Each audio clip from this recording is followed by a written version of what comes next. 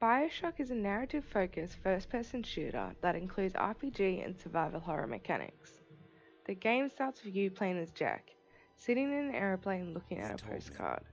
Soon the plane crashes, and being the only survivor, you swim to a nearby lighthouse. A bathysphere takes you down to the depths of Rapture, an underwater society created by a man named Andrew Ryan. Ryan created a utopia free from government regulation, but it was this lack of ethical regard that led to the creation of Adam, a genetically modifying chemical that was abused by the residents and eventually drove them all insane, turning them into splicers. If that wasn't enough, Big Daddy's walk to halls of Rapture created to protect the valuable little sisters that gather Adam. You come upon Rapture during the aftermath of the Civil War, tasked by Atlas to help him save his family and get out of Rapture.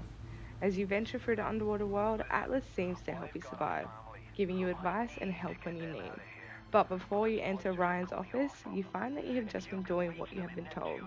With the simple use of the phrase, "would you kindly," you became the slave of Atlas, who is actually Frank Fontaine, Ryan's arch nemesis in disguise. Eventually, Tenenbaum, the creator of the Little Sisters, helps you rewrite your brain and ultimately destroy Fontaine. In this video essay, I will be analysing my relationship with Bioshock in relation to presence, Barbarous' 6 needs for player motivation, and catharsis.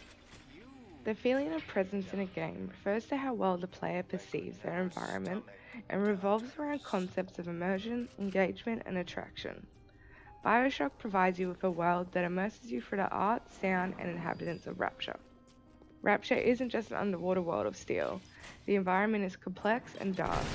While playing, you rummage through areas that have seen so much death and are even presented with Arcadia, a forest of trees used to breathe oxygen into Rapture. Bioshock doesn't present you with a typical RPG dialogue and choice system, but rather you are guided through the game via an audiophone and can pick up logs that the dead have left behind.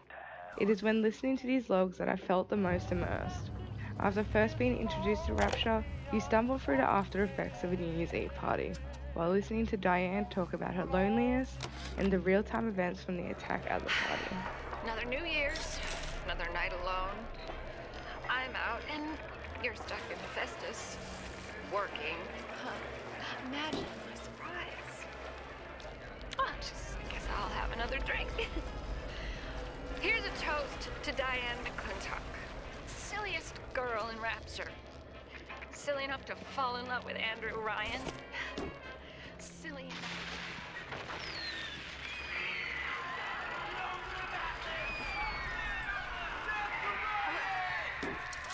What happened? I'm bleeding. Oh God. What's happening?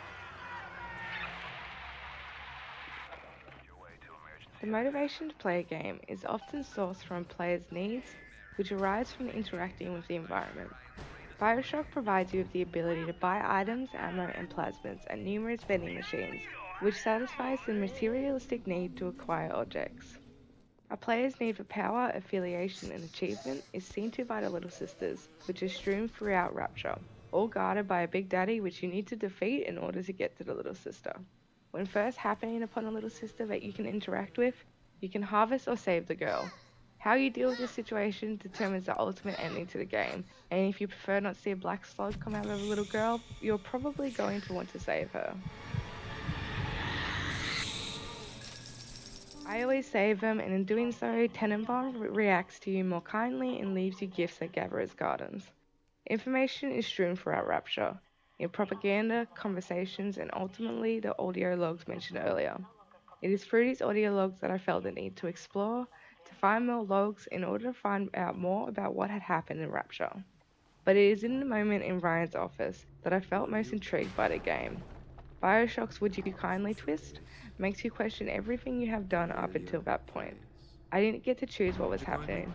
I honestly questioned whether Atlas had even said "would you kindly" earlier on, which resulted in another playthrough of the game. Would you kindly head to Ryan's office and kill the son of a bitch?